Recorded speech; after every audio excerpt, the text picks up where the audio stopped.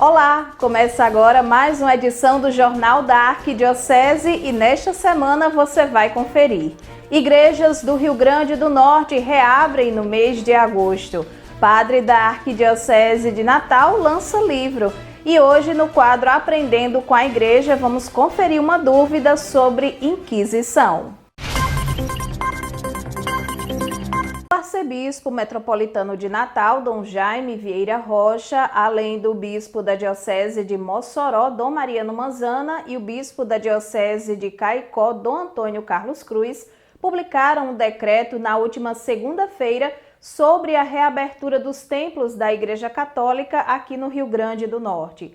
Além do decreto, foi publicado um conjunto de orientações para os padres e os fiéis nessa volta às celebrações eucarísticas. Para os fiéis que se encontram em casa, podem fazer sua oração pessoal a partir de 10 de agosto. No dia 15 do próximo mês, retornam as celebrações eucarísticas de forma presencial. Caso você queira ler o documento na íntegra, basta acessar o site da Arquidiocese de Natal no endereço arquidiocesedenatal.org.br. A paróquia de Nossa Senhora do Perpétuo Socorro, em Barcelona, celebra a festa da padroeira até o próximo domingo, dia 2 de agosto. Vamos conferir os detalhes sobre a celebração deste ano na reportagem de Cacilda Medeiros, produzida com o apoio da equipe da Pascom de Barcelona. Há mais de 100 anos, o município de Barcelona, na região do Potengi-Potiguar, mantém a devoção a Nossa Senhora do Perpétuo Socorro. Nestes dias, de 26 de julho a 2 de agosto, a comunidade vive a festa da padroeira. A devoção dos filhos dessa terra a Nossa Senhora do Perpétuo Socorro já tem mais de um século, 104 anos. Os meus bisavós, os meus avós e os meus pais me contaram tantas histórias bonitas, tanta fé, tanta devoção a essa imagem de Nossa Senhora, que aqui está na nossa igreja desde 1916. A sugestão de ter Nossa Senhora do Perpétuo Socorro como padroeira foi dada pelo padre Cícero Romão Batista a pedido de um antigo morador de Barcelona. João Maria Nascimento, um dos fundadores deste lugar, percebendo a religiosidade das pessoas, foi até o Juazeiro do Norte, em busca de conselhos do padre Cícero Romão. Foi pedir para que ele indicasse um padroeiro ou uma padroeira para este antigo povoado. Então, Padre Cícero indicou Nossa Senhora do Perpétuo Socorro. Nossa Senhora, sob este título, é celebrada no dia 27 de junho. Porém, o Padre Cícero indicou aquela romaria, aquela caravana, que celebrasse o seu dia no momento em que chegasse da viagem, no momento em que chegassem da romaria. Neste ano, devido à pandemia, a festa é celebrada sem a presença física dos fiéis que acompanham as celebrações através das redes sociais da paróquia. Estamos vivenciando a festa de Nossa Senhora do Perpétuo Socorro, padroeira da paróquia de Barcelona e Rui Barbosa. Este ano com o tema Socorrei-nos, ó Maria, em todas as necessidades espirituais e temporais. Foi dado início no último domingo, dia 26, com a cerimônia de abertura às 9 horas por parte das autoridades, a Santa Missa, como está acontecendo todas as noites, às 19h30, e este ano com um diferencial, às 12 horas, a novena de Nossa Senhora do Perpétuo Socorro, e às 3 horas da tarde, a reza do terço. Tudo isso está acontecendo virtualmente. Nas celebrações eucarísticas, alguns foram convidados para compor esse corpo celebrativo. E quem são estes alguns? Membros de alguns grupos, movimentos pastorais ou aqueles que estão à frente das instituições do nosso município e paróquia. Neste domingo vamos encerrar com a missa solene às 9 horas e à tardinha, a partir das 16 horas, o passeio com a imagem Nossa Senhora do Perpétuo Socorro pelas ruas da nossa cidade e encerrando com a bênção do Santíssimo em frente à nossa igreja matriz. A ordenação presbiteral dos diáconos Gilson Claus Barbalho e Denison Ricardo da Costa Barbosa foi adiada para o dia 28 de agosto. A celebração estava agendada para 4 de agosto, porém precisou ser postergada em virtude de o arcebispo Dom Jaime Vieira Rocha ter sido acometido da Covid-19. A celebração está prevista para acontecer às 5 da tarde no dia 28 de agosto na Catedral Metropolitana de Natal. Os dois diáconos participaram do retiro espiritual em preparação ao sacerdócio na semana passada. Atualmente, o diácono Gilson realiza o estágio pastoral na paróquia de Nossa Senhora da Conceição, em Macau, e o diácono Denison na paróquia de Nossa Senhora Mãe dos Homens, em João Câmara. O mês vocacional, instituído no Brasil há quase 40 anos, vai refletir todas as vocações no decorrer das semanas de agosto. Em cada uma delas, de domingo a sábado, somos convidados a voltar as atenções para um grupo específico de vocações. A partir desta edição e em todas as edições do Jornal da Arquidiocese no mês de agosto, vamos trazer uma reportagem especial sobre uma vocação específica. E hoje a reportagem vai ser sobre os ministros ordenados. Agosto é o mês vocacional celebrado pela Igreja Católica no Brasil. Neste ano, de 2 a 8 de agosto, vai ser celebrada a vocação dos ministros ordenados, ou seja, dos diáconos, presbíteros e bispos, aqueles que recebem o sacramento da ordem. Para compreendermos o significado do sacerdócio de Jesus Cristo na vida da Igreja, é importante termos em mente as consequências de dois sacramentos fundamentais, o batismo e a ordem. Pelo batismo nós somos incorporados à Igreja, nos tornamos membros do corpo místico de Cristo, que é a Igreja, da qual Ele é a cabeça, e assumimos uma missão importante. Somos todos, como fiéis, colaboradores na construção do reino de Deus.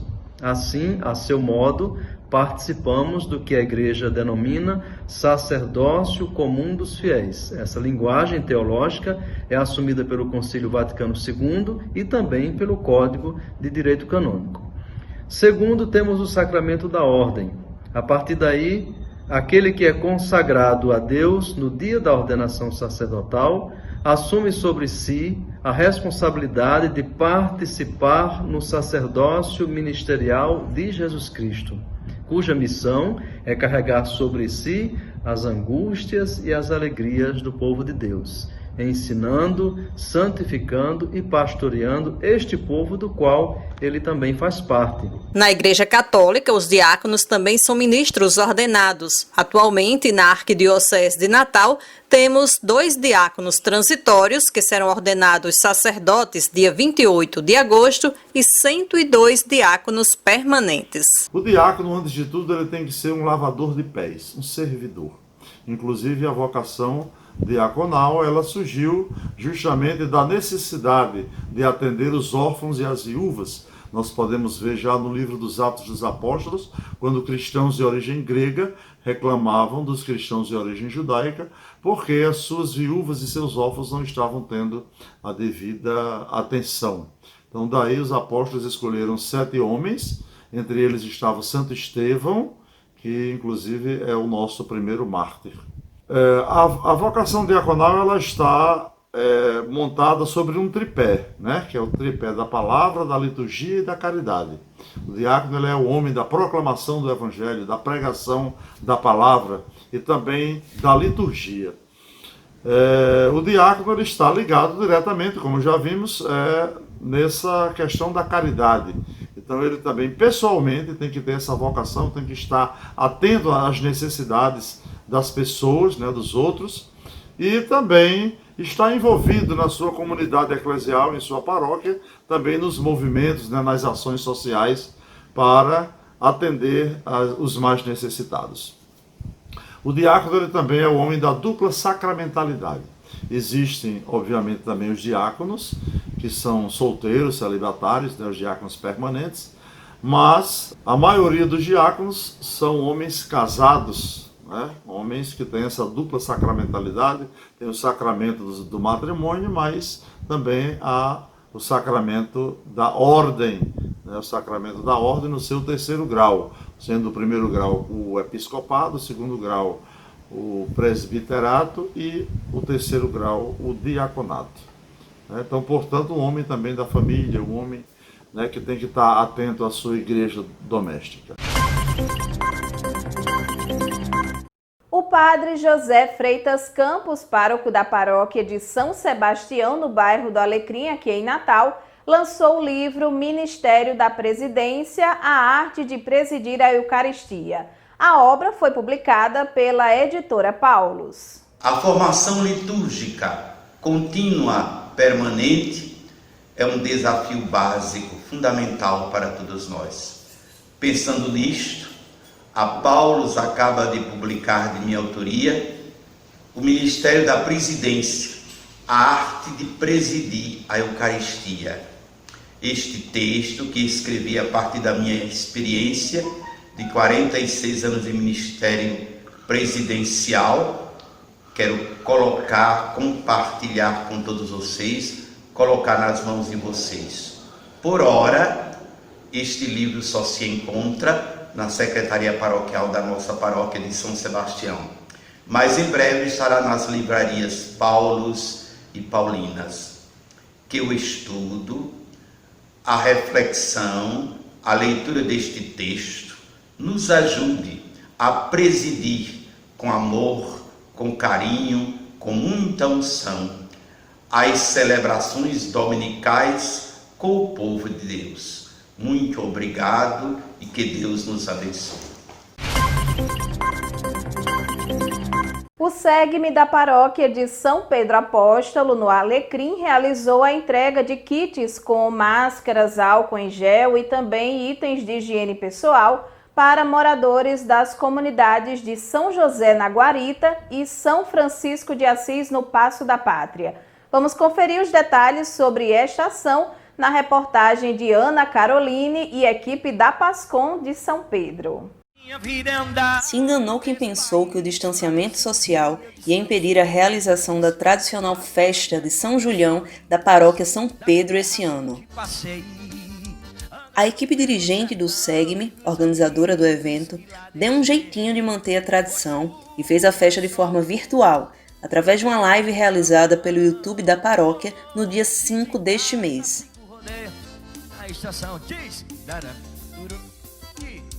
A transmissão, que contou com um show do cantor Lito Lins, arrecadou 3.050 máscaras e 24 litros de álcool 70%, além das doações em dinheiro que foram destinadas à compra de escova, creme dental e sabonete.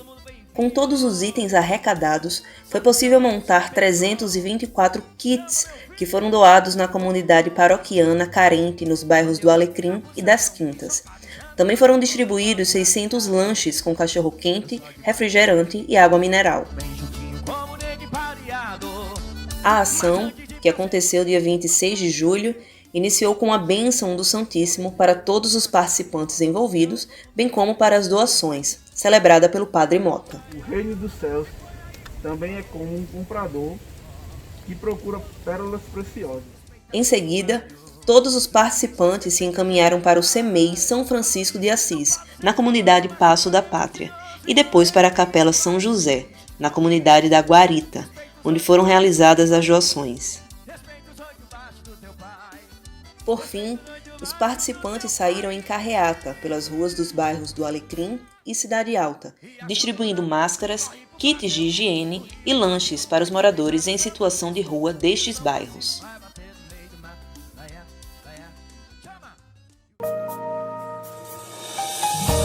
Nesta semana, a pergunta para o quadro Aprendendo com a Igreja vem da cidade de São Rafael e foi enviada por Thaís Islane.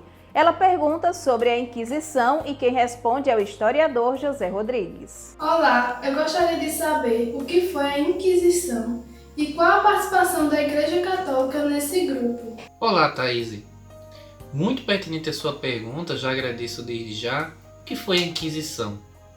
Ela vem desse termo latino inquisitio, que significa literalmente investigação.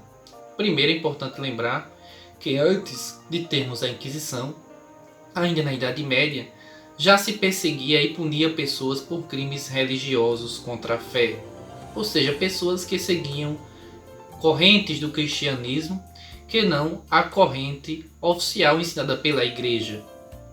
Mas foi no século XIII que a Igreja organizou um tribunal para perseguir e julgar de maneira sistemática os crimes contra a fé. Isso porque até então, cada senhor feudal ou senhor local, ou até a própria população, julgava e condenava as pessoas acusadas de crime contra a fé de maneira sumária, ao seu bel prazer. A Inquisição trouxe um aspecto legal e jurídico a esses processos. O primeiro movimento da Inquisição foi uma grande perseguição contra uma heresia surgida no sul da França, os cátaros. De início, a Inquisição estava vinculada aos bispos, mas depois ela foi centralizada pelo papado, se tornando a Inquisição Papal, com sede em Roma. No período moderno, nós tivemos também inquisições instaladas nos chamados reinos ibéricos, o reino de Portugal e o reino da Espanha, que fizeram as suas próprias inquisições.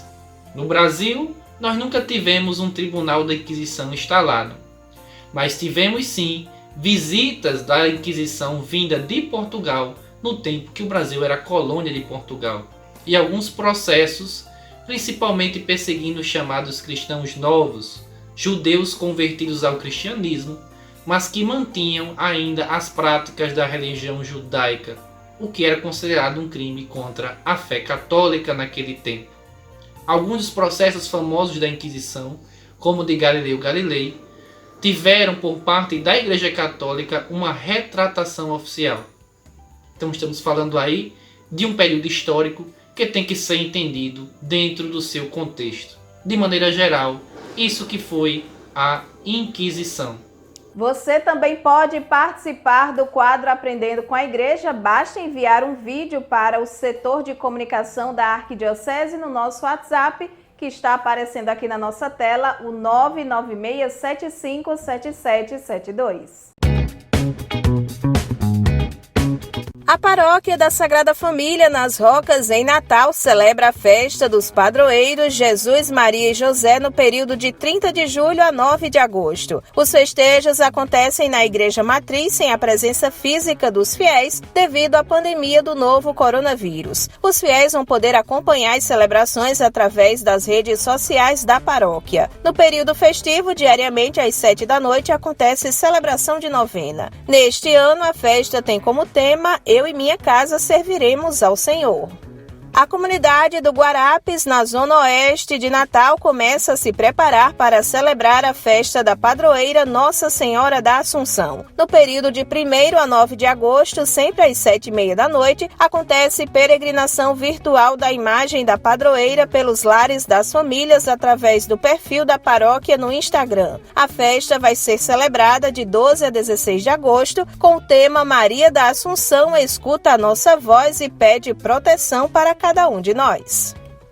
Nesta sexta-feira, dia 31 de julho, logo mais às 7 da noite, a paróquia de São Paulo Apóstolo, em São Paulo do Potengi, promove o São Julião. O evento vai ser online, animado por Igor Rodrigo, transmitido através do Facebook e do YouTube, @Paróquia São Paulo. A live vai ser beneficente em prol da aquisição de novos equipamentos para a Pastoral da Comunicação da paróquia de São Paulo Apóstolo.